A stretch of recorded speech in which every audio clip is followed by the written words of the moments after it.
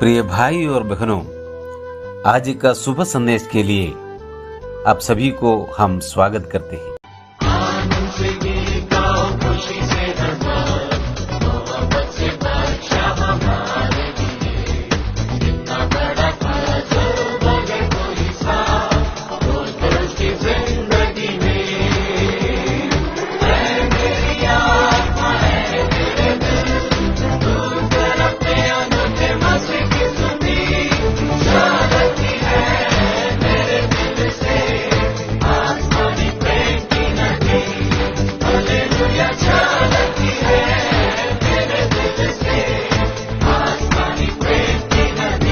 आज का संदेश ब्रदर सत्यराज मंगलेश्वर से बांटा जाएगा। प्रार्थना के साथ सुनिए। प्रभु के नाम की स्तुति हो। शुभ संदेश के सभी श्रोताओं को जय मसीह की। प्रिय, आज के सुबह के मनन के लिए हम एक वचन पढ़ेंगे।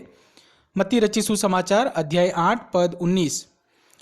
तब एक शास्त्री ने पास आकर उससे कहा, हे गुरु, जहाँ कहीं तू जाएगा मैं तेरे पीछे हो लूँगा। इस वचन से प्रभु हमको आशीष करे। इस अध्याय में विशेष रूप से हम पद 18 से 22 हम देखेंगे तो वहाँ प्रभु यीशु मसीह ने और शिष्य बनने के मूल्य के बारे में और समझाए है।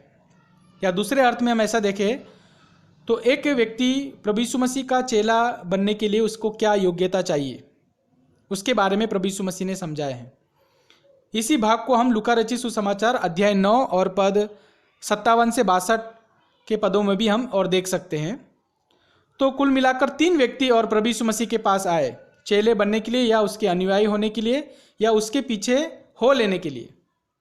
तो सबसे पहला जो व्यक्ति आए हैं वो है शास्त्री है। पद 19 में जैसे हमने और पढ़ा, उसने कहा, हे गुरु, जहाँ कहीं तू जाएगा मैं तेरे पीछे हो लूँगा। तो ये व्यक्ति के बारे में इस प्रकार हम देखते हैं, लेकिन उसके जवाब में प्रभु यीशु मसीह ने और इस प्रकार कहा कि लोमड़ियों के भट्ट और आकाश के पक्षियों के बसेरे होते हैं, लेकिन मनुष्य के पुत्र को सिर धरने की भी जगह नहीं। तो इस व्यक्ति के विचार से हम इस प्रकार देख सकते हैं कि वो और संसारिक बातों में और उसका मन है, वो ये चाहता है कि संसार से कुछ सुख विलास उसको मिले, कुछ शांति मिले, विश्राम मिले। लेकिन और प्रभु ने और उसके मन के विचार को जान के और इस बातों को उसको समझाया है। वो भौतिक सुख विलास में उसका मन है, उसमें से ध्यान और हटाने के लिए और सच बातों में आने के लिए प्रभु ने उसको इस प्रकार कहा। तो हम इस प्रकार देखेंगे और पहले से ही परमेश्वर ने और इस प्रकार कहा है। निर्गमन की किताब उसकी 20वीं अध्याय की 2 कलम में लिखा है, मैं तेरा परमेश्वर यहोवा हूँ जो तुझे दासत्व के घर अर्थात मिस्र देश से निकाल लाया हूँ। प्रभु और इस संसार से और निकाल कर हमें और विश्राम देने के लिए चाहते हैं। ये जगत हमें कभी भी विश्राम या शांति नहीं दे सकते हैं, सुख विलास और नहीं दे सकते हैं। और परमेश्वर ने पहले से और उसमें से अलग होने के लिए और परमेश्वर ने कहा है, जैसे इजराइल लोग को और आरंभ से इस प्रकार कहा कि तुम मिस्र से निकल आओ और अलग होकर रहने के लिए और प्रभु के संतान बन के रहने के लिए और प्रभु चाहते हैं। जैसे यूहन्ना 17 के 16 में भी कहा है, जैसे मैं संसार का नहीं वैसे वे भी संसार के नहीं। परंतु और एक जगह में प्रभु ने 16 अध्याय की 33वीं कलम में इस प्रकार लिखा, परंतु ढाढ़स बांधो, मैंने संसार को जीत लिया। तो प्रभु यीशु मसीह ने और उसकी मृत्यु से और जो संसार को जीत लिया, अभी जो सही जो विश्राम है पाने का जो जगह है वो प्रभु के पास में है। प्रभु ने इस प्रकार बोला कि हे मत्ती की सुवार्ता 11 का 28 में, हे परिश्रम करने वालों और बहुत से दबे हुए लोगों, मेरे पास आओ, मैं तुम्हें विश्राम दूंगा। तो प्रियो, हम एक बात हम देख सकते हैं कि प्रभु यीशु मसीह ने इस संसार से अलग कर हमको और विश्राम दिए। इस संसार में और सुख विलास में जीकर और प्रभु भी चाहिए और संसार भी चाहिए। अगर हम इस प्रकार रहकर अगर अनुयायी बनना चाहते हैं तो ये नहीं हो सकता है। इसके लिए संसार से और निकल के आने की आवश्यकता है। तो पहले व्यक्ति के जीवन में ये एक कमी को हम देख सकते हैं, इसलिए वो प्रभु के पास नहीं आ पाया। और इस मसीह के जीवन में थोड़ा कष्ट तो है, लेकिन अंत में हम देखते हैं कि वो विश्राम में और पहुंचते हैं, क्योंकि और प्रभु ने हमको शांति, प्रभु हमारा शांति है, उसने हमको शांति दिया हुआ है, पाप का विश्राम उसने हमें दिया हुआ है और एक अनंत काल का जो विश्राम भी हमारे लिए प्रभु और देने वाले हैं। इसके लिए हम प्रभु को धन्यवाद करें। ये पहले एक व्यक्ति है जो प्रभु का चेला बनना चाहता था लेकिन वो नहीं बन पाया। उसका कारण है कि वो संसारिक से सुख पाना या संसार से विश्राम पाने के लिए चाहता था। अब हम दूसरे व्यक्ति के बारे में जाएंगे। उधर उसके पद और 20 से नीचे इस प्रकार लिखा है कि और एक व्यक्ति ने, या दूसरी जगह में और एक चेले ने आकर उससे कहा कि और मैं तेरे पीछे और आने के लिए चाहता हूँ, लेकिन उसने क्या कहा, हे प्रभु मुझे पहले जाने दे कि अपने पिता को गाड़ दूँ। तो वो इस प्रकार की बातों में है कि उसने हे प्रभु कहा, लेकिन उसके बाद तुरंत कहा कि पहले, मतलब वो प्रथम स्थान प्रभु को नहीं देना चाहता था और कुछ काम उसने बना के रखे हैं, उस काम सब पूरा करके वो प्रभु के पास आने के लिए चाहता था।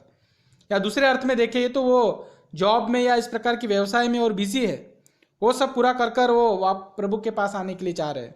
इधर उसका पिता का मृत्यु हो चुका है, उसको गाड़ना है, ये सही बात है कि वो उसको करना है, लेकिन उससे भी एक बेहतर बात प्रभु ने उसको इस प्रकार समझाया कि और तुम तो और आत्मिक और मृत्यु में पड़े हैं, उसमें से तुमको जीवन पाने की और आवश्यकता है।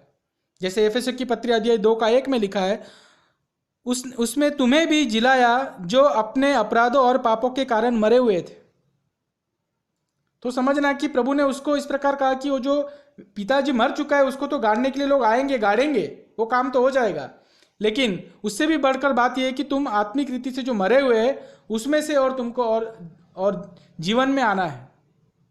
जिस प्रकार लिखा है कि जैसे गेहूं का दाना जब तक गिरकर जमीन में नहीं जाता तब तक अकेला रहता है, लेकिन जब वो मर जाता है अंदर जाकर, और जब उसके बाद फिर बहुत कुछ फल और लेकर आते हैं।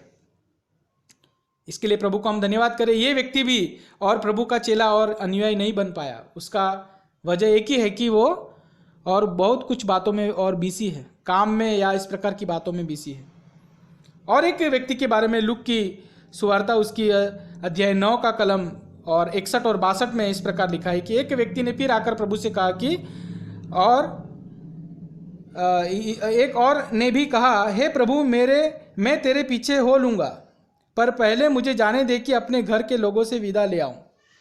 तो इधर और एक व्यक्ति और तैयार हो रहे हैं प्रभु के पीछे आने के लिए, लेकिन उसका कंडीशन है, पहला प्राथमिकता उसने अपने घर या कुटुंब के लिए दिया। वो अनुमति लेने के लिए चाहते हैं कि वो लोग मुझे अगर जाने देंगे तो मैं प्रभु का चेला या उसका संतान बनूंगा। ये प्रियो कभी भी नहीं हो सकता है। एक व्यक्ति प्रभु में और आगे बढ़ने के लिए वो कभी भी किसी का परमिशन लेने जाएगा, कोई धर्म का या परिवार का, समाज का, तो वो कभी भी प्रभु का चेला नहीं हो पाएगा। उसमें से और उसे निकलना है, अपने आप को तैयार कर और आने की और ज़रूरत है। जैसे उत्पत्ति की किताब उसकी 12 अध्याय की पहली कलम में लिखा है, परमेश्वर ने अब्राहम को जब बुलाया तो इस प्रकार कहा, तू अपने कुटुंबियों, पिता के घर और देश को छोड़कर निकल आ, और जो देश में तुझे दिखाता हूं उसमें तुम चल। तो समझना कि और जो विश्वासी जीवन है वो एक व्यक्तिगत जीवन को हम यहाँ देख सकते हैं। एक एक व्यक्ति को और प्रभु बुलाते हैं तो उसमें कुछ बातों को छोड़ना पड़ेगा, छोड़कर और उसमें आना है। तो जैसे मत्ती की सुवार्ता में इस प्रकार लिखा है 10:37 में, जो माता पिता को मुझसे अधिक प्रिय जानता है वो मेरा योग्य नहीं। इसके लिए हम इधर बातों को देख सकते हैं कि ये जो व्यक्ति है इसने भी और प्रभु का अनुयायी चेला और बनने में दिक्कत हुआ। उसका एक ही कारण है कि वो माता पिता या परिवार का, कुटुंब का और परमिशन लेने के लिए गए, तो वो इस प्रकार वो उसमें निष्फल हो गए। इसके लिए आज सुबह के समय में हम इस बातों को हम सोचेंगे, इस भाग से हम ये बातों को मनन करेंगे। प्रभु के चेले होने के लिए एक समर्पण की आवश्यकता है। सबसे पहले कि वो संसार में की बातों में है, अगर वो चाहता है कि संसार भी चाहिए, प्रभु भी चाहिए, तो वो मन से निकालना है, पूर्ण रीति से अलग होकर आना है। प्रभु ने जैसे मिस्र से इजरायली लोगों को और निकाल कर लाए। दूसरा एक बात है कि वो उसमें कुछ बातों में बिजी है, तो वो सब और बातें छोड़कर और आना है। और तीसरी बात हम देख सकते हैं कि और परिवार या घराने की जो और परमिशन लेकर और वो आने के लिए चाहते तो ये नहीं हो सकता। इसके लिए उसको और छोड़कर और निकल कर आना है और एक आत्मिक जीवन जीने के लिए तैयार होना है। तभी और प्रभु ने इस प्रकार कहा कि वो व्यक्ति और खरा और चेला या वो मेरे योग्य है। इसके लिए आज सुबह के समय में हम प्रभु को धन्यवाद करें। हम समर्पण के साथ में प्रभु को अपना हृदय को दे, एक चेले बनने की हम प्रयास करें। ये नहीं कि हम कुछ बनाए चीज़ों को रख कर और प्रभु के सामने और लेकर आकर उसके चेले बने। अगर ऐसा है तो प्रभु कभी भी वो स्वीकार नहीं करेगा। प्रभु ने कहा वो मेरे योग्य नहीं। इसके लिए हम प्रभु को धन्यवाद करें। हम आने वाले दिनों में खरे शिष्य के समान अपने आप को सौंपे और प्रभु के नाम की महिमा करें।